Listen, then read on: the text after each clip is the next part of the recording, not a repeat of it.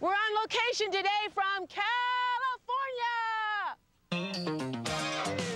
Hills, that is, swimming pools and movie stars.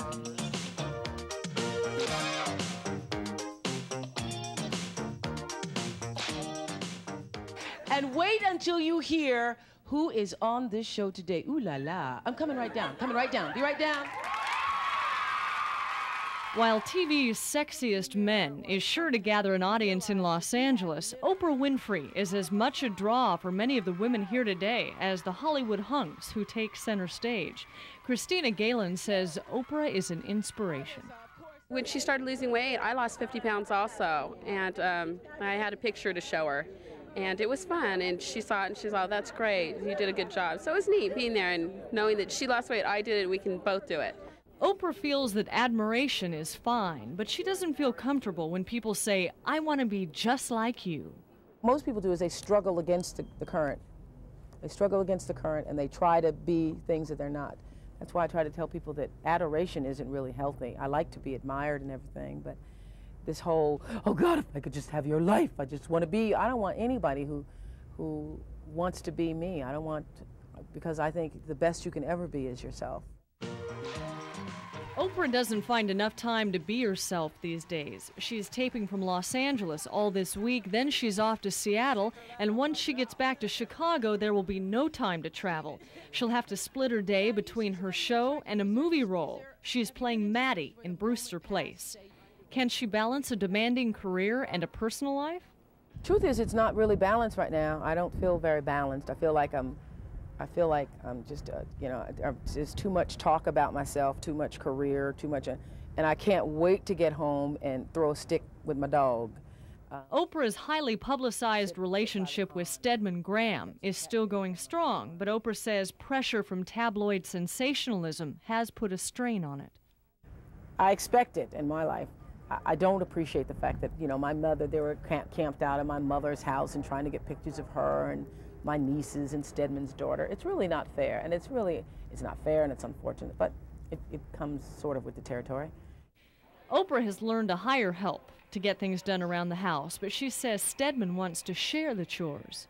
He is the simplest. I mean, his idea of a great time is like us going to the grocery store together. He thinks that is a bonding kind of experience, you know. Fame and fortune undoubtedly change things. For Oprah, it has made her more careful and more protective of her privacy. Her most cherished moments are the time she spends at her farm in Indiana. She says that's her time to take her shoes off and sit a spell, something she does far too little of.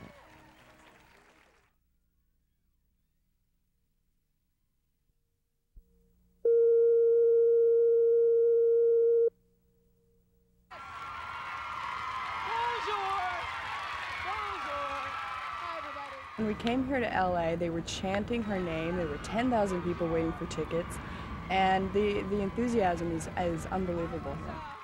Thank you.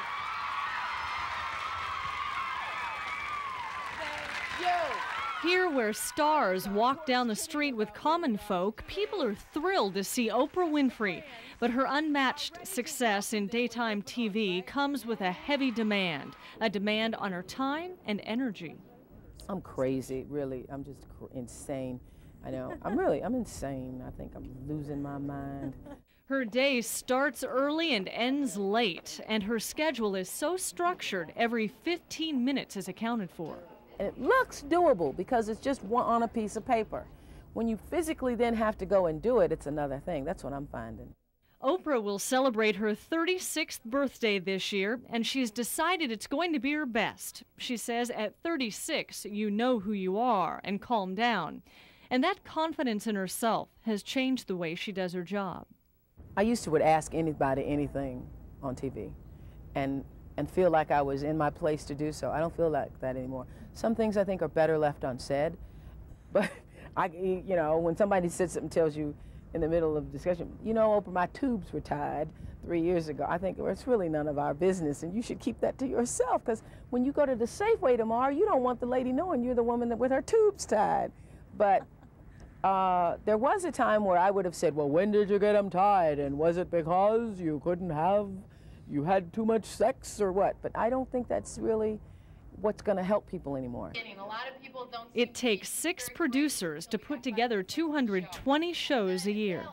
You find that with every show you do, no matter how simple it seems on TV, there are literally hundreds of phone calls behind it. There's legwork, there's research, and at the last minute something always goes wrong. You can count on it. This woman back here had a great question. Yes. I try to ask questions that I think are going to make a difference. I want people to see other people's victories.